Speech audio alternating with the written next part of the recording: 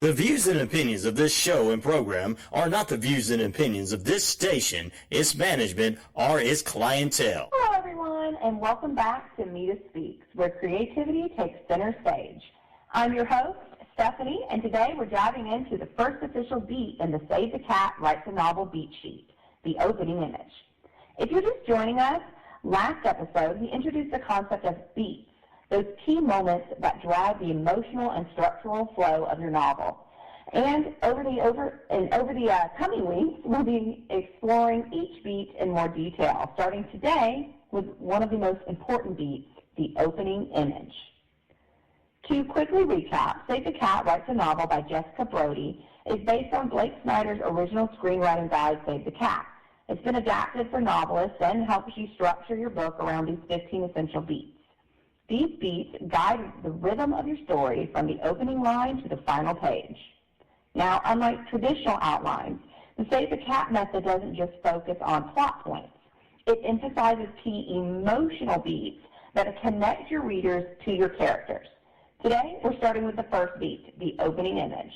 This beat is your reader's very first glimpse into the world of your story, and it's crucial because it sets the tone and mood for everything that follows.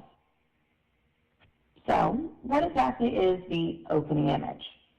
Well, this beat occurs usually in about the first 1% of your novel. It's almost always the first chapter, often even just the first few pages. It's the moment where you set the stage and offer a snapshot of your protagonist's world before the big change starts to happen. The opening image tells the reader who your character is, where they are, and what their life looks like before the adventure begins. Think of it like a before picture. This is your protagonist's normal, the baseline they're about to move away from. It's a snapshot of their current mindset, their emotional state, and the way they interact with the world around them. It's the starting point of their journey. So let's look at some popular examples to help you understand this beat in action. In Harry Potter and the Sorcerer's Stone, the opening image is the first chapter where we actually meet Harry living under the stairs at the Dursleys' house. He is miserable, unloved, and unaware of the magical world he's about to become a part of. This sets the stage for his transformation from a neglected boy into a powerful wizard. In The Hunger Games, the opening image shows us Katniss in District 12, sneaking through the woods to hunt for food. We immediately understand that her world is one of scarcity, survival, responsibility, where she's the provider for her family. This snapshot prepares us for the extreme stakes that she will face in the capital. If you think about a classic, The Great Gatsby, the opening image introduces us to Nick, observing the lives of the wealthy from his small house. We get that sense of his outsider status, a theme that runs throughout the entire novel. A good opening image I love to see, I enjoy watching, is in Stranger Things. When we first meet the team of ragtag boys, what are they doing? They're playing D&D. Very casual, fun game. But it shows us, one, that they're not exactly the most popular boys in school, but it also kind of provides a contrast of what we'll see later. Boys going from a fantasy world to real-life danger and struggle with some creatures who look very much like what they see in their game. Now, lastly, I encourage you to check out the first 4 episodes of my book, Elementals, on Kindle Vella by S.C. Lauren. These early chapters provide an illustration of the opening image beat, introducing each of the 4 protagonists and giving readers a glimpse into their world before the story's main events unfold. So, in other words, my Elementals has 4 different opening images because each protagonist has their own emotional story arc. So let's look at episode 1. In episode 1, we meet Niara, a girl from the Waterlands. Her opening image shows her on a boat with her brother on a fishing trip after having snuck away from her family's restaurant. This moment immediately connects us to her affinity with water, while also hinting at underlying family tensions, particularly between her brother and mother. This snapshot of Niara's life sets up her character's relationship with her environment and her family, themes that will be crucial as the story progresses. Now, in episode 2, we shift to Vidal in the Earthlands. His opening image is filled with tension. We find him on the run from his abusive cousins bolting through the woods.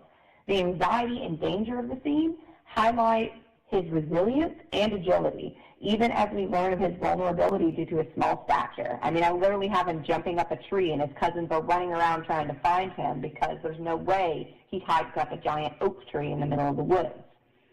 This image captures the essence of his character and the hardships he faces, setting the stage for his emotional journey. In episode 3, we meet Zan of the Firelands, where he's working in the mines to support his younger sister. Zan's opening image conveys a deep sense of desperation, showing us his role as both a caretaker and a survivor. The scene also hints at his struggle with mental health, giving readers a glimpse of his inner turmoil, a crucial aspect of his character that will shape his decisions throughout the story. And finally, we've got episode 4, Fifth of the Airlands. Here we find her lounging on a beach, completely unaware of the realities of the working class around her. She casually tosses a gold coin to a laborer across the river, puzzled by the worker's lack of gratitude. The opening image is particularly effective in highlighting Fifth's detachment from the struggles of others, even though she believes she's being kind. It gives us a clear sense of her privileged, sheltered world and her journey toward greater awareness. Each of these opening images sets the tone for the character's arc, introducing the key elements of their personalities, environment, and the challenges they're going to face. It creates a before picture that the reader will reference throughout their transformation. This is a vital aspect of storytelling. So why is the opening image so crucial? Well, it's the foundation for your entire story. It sets up the before that the reader will constantly reference as your character grows and changes. It sets the tone, hints at your story's theme, and draws readers in with a compelling hook. I always say the first sentence's job of your story is to make them want to read the second sentence. And, well, the second sentence's job is to make them want to read the third, and so on. So this opening image is a thing that's going to hook your reader and set up your story. It's not just about introducing the plot or setting. It's about showing your readers who your character is before they face the inevitable change. The journey is more impactful when we know where the protagonist is starting from. Without a clear opening image, your story risks feeling directionless, as the reader won't know how far your protagonist has come by the end.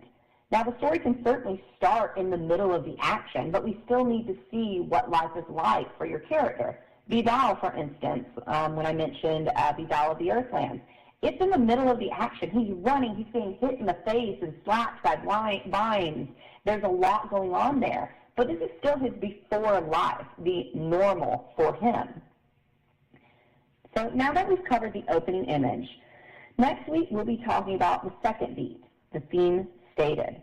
While the opening image shows us what the protagonist's world looks like, the theme stated beat gives us a glimpse of what the story is really about, the deeper message or lesson the character will grapple with throughout their journey. This often comes in the form of a seemingly throwaway line, hinting at the story's core theme. You won't want to miss it because it's an essential part of your novel's emotional arc. Now, as always, if you want to see how I've used these beats in my own writing, check out Elementals by S.C. Lauren on Kindle Vella. The first 4 episodes are free, and you'll be able to see how I crafted opening images for each of my 4 protagonists. Each character has their own unique starting point, and their individual journeys are set in motion right from these first scenes. In order to follow along and see the theme stated in action, you really only need to read through episode 5 and 6, I believe, to get everybody's theme stated, and those episodes are also currently free on Kindle Vella. So if you want to stay on track with me for next week, read episodes 1 through 6, and you'll be good to go. Just head over to Amazon, search Elemental by S.C. Lauren on Kindle Vella, and start reading today. And make sure to follow me on Instagram at s.c.lauren for updates and sneak peeks and behind the scenes. So that wraps up today's episode of Nita Speaks. I hope you've enjoyed this deep dive into the opening image beat and are excited to tackle the next step in your writing process. Next week, we'll dig into theme stated, so don't forget to tune in. Until next time, keep writing, keep dreaming, and remember, Your story matters. This is Stephanie with Nita Speaks, where creativity takes center stage. This is MJ Graham with Columbus River Dragons, your home for River Dragons hockey. Noonan 99 Rock. You're walking, shopping, or on your favorite trail. You get that feeling somebody's coming up on you. What do you do to be prepared in today's world? Hi, I'm Holly Reese. I'm the founder of Warrior Defenders. As a certified tactical self-defense instructor, I'm specializing in women's self-defense. All women of all ages have the ability to learn how to defend themselves effectively. With technical drills to build their survival skills, you can be your own hero. Classes and private seminars are available. Learn today to have a safer tomorrow. WarriorDefenders.com. Hank Arnold here from Coweta Force. Coweta Force is Noonan's own Addiction Recovery Support Center. We exist to provide recovery support services for individuals and family members who have been impacted by addiction. Our services are no cost, and all of our information is available on our website at www.cowetaforce.org or follow us on Facebook. Are you looking for a dog trainer with positive reinforcement to help you bond with your new furry friend, or to have customized training in your own home, or wonderful group classes? Check out Pits and Pals on their Facebook page.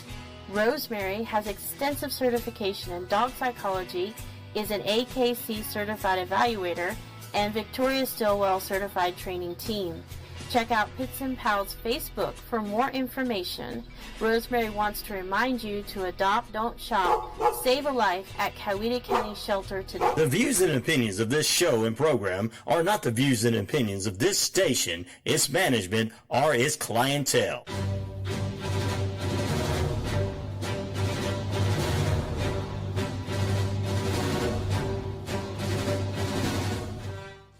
Welcome to Empower Strike Back. I am your host, HD Reese, on WQEE The Key 99.1 FM. We have a fabulous Monday today with a special guest from the West Georgia Domestic Violence Shelter in the second half of the show.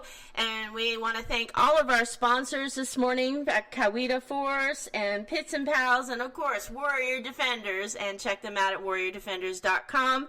And Pits and Pals is sponsoring every week the pet of the week that is in danger of losing their precious little life at the shelter. So every week we're going to be sharing a special puppy. So this week we're going to share Poppy.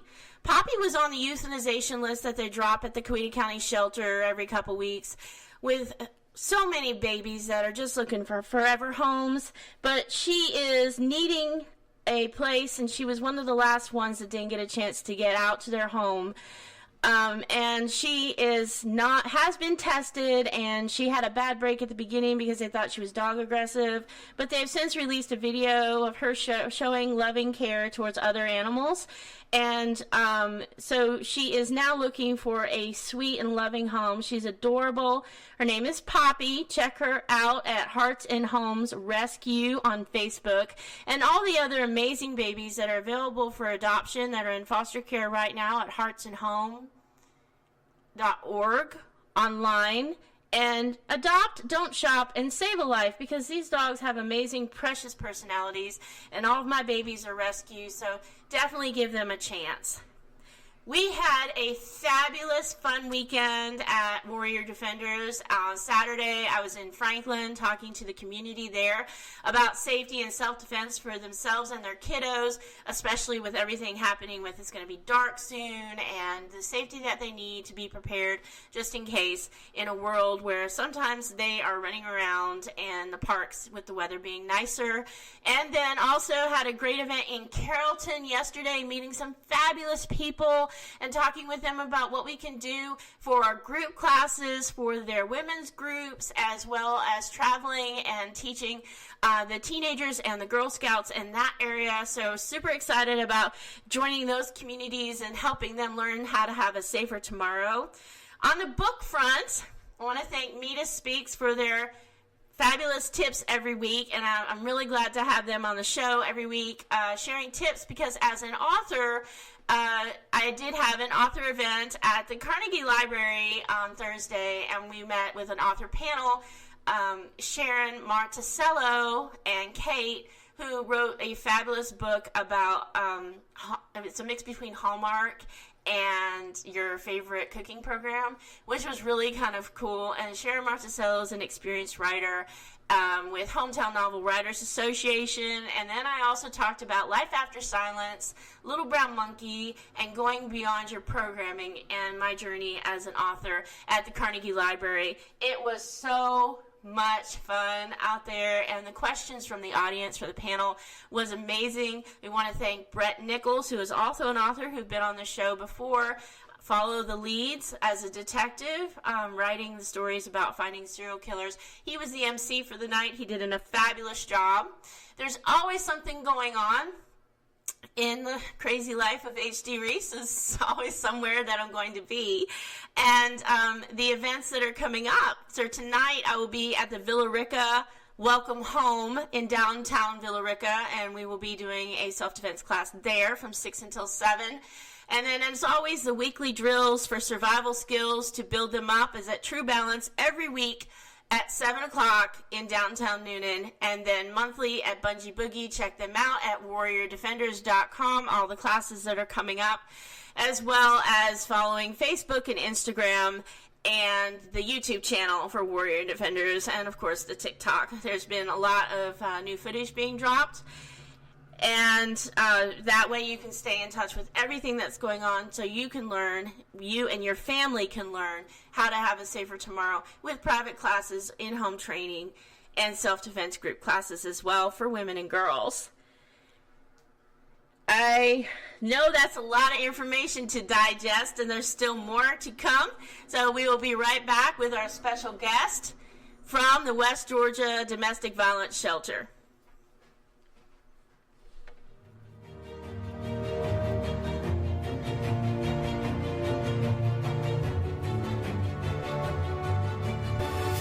You're walking, shopping, or on your favorite trail. You get that feeling somebody's coming up on you. What do you do to be prepared in today's world?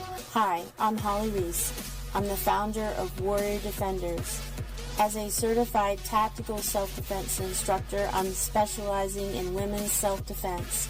All women of all ages have the ability to learn how to defend themselves effectively.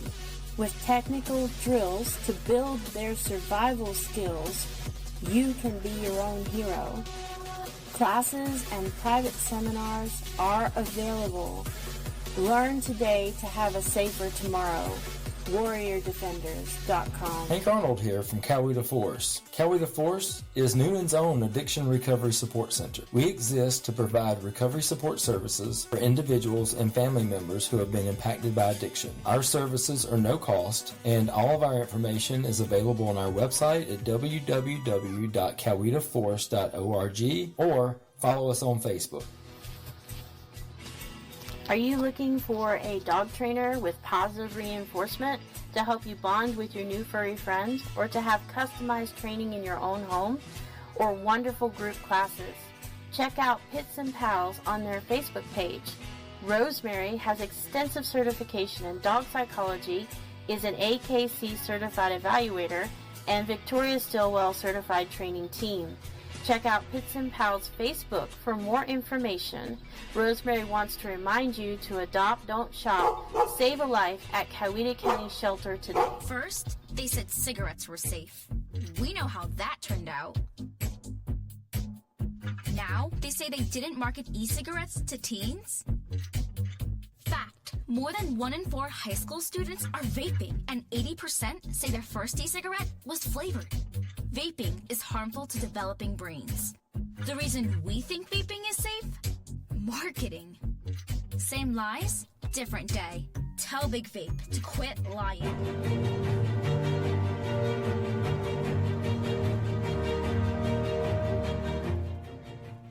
Welcome back to Empower Strike Back. I'm your host, H.D. Reese on WQEE The Key, 99.1 FM with WarriorDefenders.com. And we are here now with our special guest, Tracy, with the West Georgia Domestic Violence Shelter. based out in Carroll County. Good morning, Tracy. Good morning. Welcome to the show. Thank you for taking some time to join us today to tell us about the domestic violence shelter. Well, thank you for inviting us. This is a very big problem in all the communities that really needs to be addressed and awareness brought about for.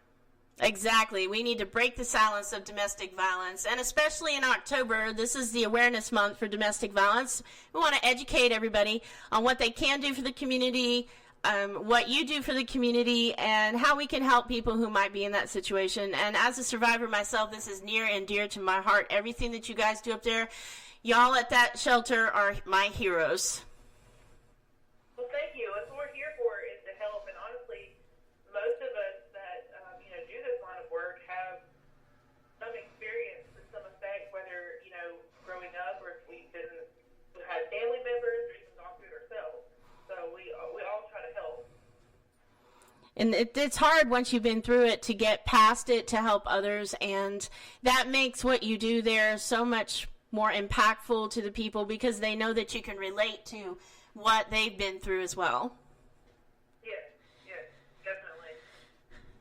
So tell me a little bit about what you do up there so our listeners can understand how a domestic violence shelter works, because there's a lot of misconceptions that people have about it.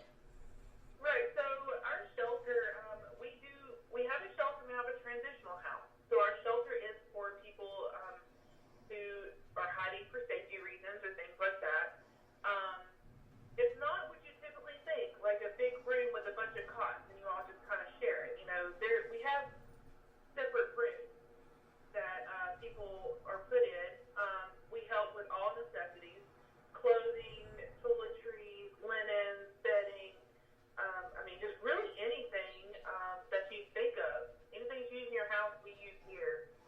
We want to make sure that we are providing those services and helping these people, because usually I have people come with little bit of clothes on their back. There's nothing else. Mm-hmm. And there's a lot to think about. We have to worry, well, how am I going to get my next meal, or trying to get a job, or, my child needs formula. We don't want them to have to worry about those things. So we take that on and we provide that for them. We also provide the protective orders, so to kind of keep the abusers away.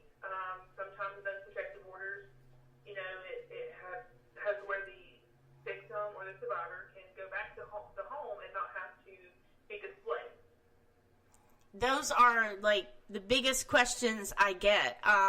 In the story Going Beyond Your Programming, I share in the first paragraph, it's like they handed me a piece of paper. They said, "This will not save your life. Learn to defend yourself." And at that point, you really don't know what to do. And that actually brings a lot of fear to people who don't have a safe place to go.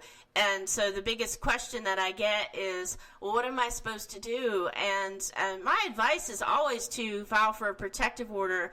And that helps you guys do your job easier, doesn't it? It does. So the protective order, like you said, it is just a piece of paper. But honestly, with that protective order, law enforcement, there's only so much they can do. And then with that protective order, that opens up more avenues where, they can arrest them and actually stay in jail. Things like that, instead of getting released. Because, with the protective order, if they violate it, that is, they can get charged with felony aggravated stalking. Yeah, so it's extremely important when somebody is in that situation to take that step, to file a protective order, to move forward with their life so they can get their freedom back and put the abuser in jail. And I'm sure that's something you stress continuously at the shelter. Yes, it is. And, to be in the shelter, it's not a requirement to have a protective order, because not everybody is comfortable with that. It's a big step, so if they want it, we definitely go for it, but it's not a requirement. Okay. And how many counties would you do protective orders for your shelter? So we serve 5 counties. We serve Carroll, Harrelson, Heard, Coweta, and Meriwether. We serve those with our shelter and also with the protective orders. We do have a satellite office down in Coweta in the courthouse, so that those survivors don't have to travel all the way to Carrollton. And I definitely recommend especially in Coweta, I know working with the office down here, that when you contact the shelter where you are, you can be assigned an advocate to help you get through the court proceedings. Correct? Yes, so you are assigned an advocate. So we have one right now. We have one through the TPOs right now. So that she's the one who will help. But honestly, anybody in our organization will help no matter what. And it doesn't matter if the person's in the shelter or at our admin office. All of us are trained and are there to help. See, that's great, because you don't have to be in the shelter to have an advocate to help you walk through the court proceedings. And that's what I really love about the system that you guys have created with this task force that is in works in progress. There's so many volunteers up at your location. I've been there when they've been taking phone calls. There is a hotline number on the website as well. Let's go ahead and drop that website now so people can hear that, and we'll do it again at the end of the conversation.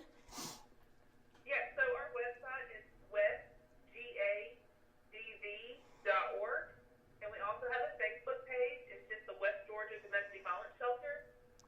All that has a lot of information about our shelter, about volunteering, donating. It's got a lot of really good information. We try to keep everyone updated what's going on.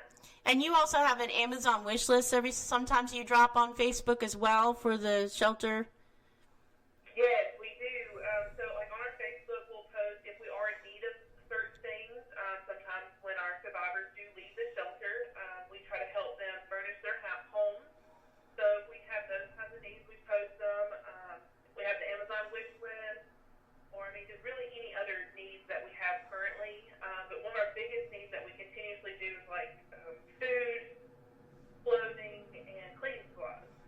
Okay, that's good to know. Yeah, so y'all need to check out their Amazon wish list, and I'm sure that if you wanted to, you could contact the shelter if you had things you needed to donate, to coordinate how to get those to them as well, because we do need to make sure that the shelter itself is a safe environment. So you really need to make an appointment. You just can't show up and drop stuff off. Right. We do that for safety reasons because we never know who somebody is driving up. So we do it by appointment. You're always welcome to call. Our admin number, I can give you, it's the 770-834-9178. That's where we do our donations. So definitely, I see a lot of comments on Facebook, where can I take clothes? Where can I take this for a women's shelter? Y'all search out your local women's shelter if you're not here locally, and definitely contact the West Georgia Domestic Violence Shelter up in Carroll County. This is, like she said, she services 5 counties. And along with that, there's every year for domestic violence awareness, y'all do an amazing event, and it's called the Purple Ribbon Festival. And purple is the domestic violence awareness ribbon for people who do not know. It does stand for a lot of other ribbons, but for us in particular, it's for domestic violence awareness, and I wear my proud purple every October, but also year-round. So tell us about this amazing festival that y'all have every year. The Purple Ribbon Fall Festival, this is our 3rd year. We're hosting it this year. It's called Lake Carroll Park here in Carrollton. It's a beautiful park that was just built earlier this year. It's going to be from 4 p.m. until 7 p.m. We have a lot of great vendors going to be there. There's already a park for the kids. The shelter's doing children's activities. So we'll have that going on. There's going to be dancing. We have food vendors. So it's going to be a really great time. And is this a big fundraiser for y'all for the year? It's actually not a fundraiser. We don't do this to make money. We do it as awareness for the community, just trying to get our information out there and know that the survivors know that there is someone there to help. So it's not a fundraiser at all for us. We're not here to make money off this. That's wonderful, because people do need to know that you're not alone. Especially if they see this on Facebook and they're going through it right now, where they can go to get help, and to know that there have been people that have gotten out of it. And when you're in it, it's so difficult to think that you could get out of it. So bringing awareness to the community, and it is an amazing event. It's always so much fun to attend, and giving out hugs and fun to people who are in the area and bringing awareness to domestic violence. And you guys do such a great job of that at this event. I think I have attended, all of them, I believe. Yeah, it's really good. You know, too, the thing is a lot of people think, like, we're even here if you're not ready to leave. If you just need someone to talk to and kind of start building that plan, but you're not ready, we're still here. Just because you're not ready to leave does not matter. We want to be able to support no matter what stage you are in. And then I've even had, they say it takes 7 times to leave before a woman finally leaves, or a victim finally leaves. So, you know, that's the same thing too. Just because, you know, we served someone one time does not mean we're not going to do it again. We're here every single time. That's really amazing. Yes, the statistics are hard to deal with, but it's a lot of people don't understand the emotional aspect of leaving and the physical aspect. So you guys have counselors at the shelter to talk to them? So we do. We don't have counselors, unfortunately. Hopefully one day, you know, there'll be funding for that. But we do work with outside organizations to help try to get counseling for our survivors. And you have that hotline number, and your website is set up so if they are in that website and they can back out of it, it's a safe space for them to look and explore. Yes, that definitely is. If you're interested, you're welcome to look on there. And if you need to escape, they do have that on there so that the abuser does not find out what you were doing. So that in itself, knowing that there's a place to talk to when something is going on with you, if you are in a domestic violence or you feel like you need to talk to somebody or you're not sure what to do, please reach out to the West Georgia Domestic Violence Shelter on their hotlines and their website as well. Join them for their fabulous awareness festival coming up this Saturday on the 19th, correct? Yes, it is this Saturday, the 19th. Like I said, from 4 p.m. to 7 p.m. I encourage everyone to come out, kind of have fun. That's all we want to do, is just have fun. And wear your purple. Yes, wear purple. So I really appreciate you sharing everything that you do at the West Georgia Domestic Violence Shelter in Carrollton. Serving 5 counties is absolutely amazing. Y'all, like I said, are my heroes up there. I love every single one of you that are up there at the shelter. You do an amazing job. If you are in any type of relationship problems, please reach out to them. They can help you. They're there to help you. And as a community, we need to help the shelter be able to help our community. So check their website, do donations, follow them on Facebook, and go ahead and give me that information again for your website and your Facebook and Instagram addresses. Yeah, so the website is westgacv.org. Facebook is West Georgia Domestic Violence Shelter. And check them out, and it is a safe place, and realize that it takes a while for the community to, for the person to leave. So our community needs to stand behind them, and when they're ready to leave, we should be there for them. And I really appreciate you joining us today, Tracy, on the Empower Strike Back show this morning on WQEE The Key 99.1 FM. We will see you on Saturday. Have a wonderful week. Awesome. Thank you. Thank you. So join us next week on Empower Strike Back on WQEE The Key 99.1 FM. We'll be talking more about what you can do to be aware of domestic violence and break the silence for the month of October and help your communities and maybe even your friends that are going through that. Have a wonderful week. Learn today to have a safer tomorrow. Be your own hero.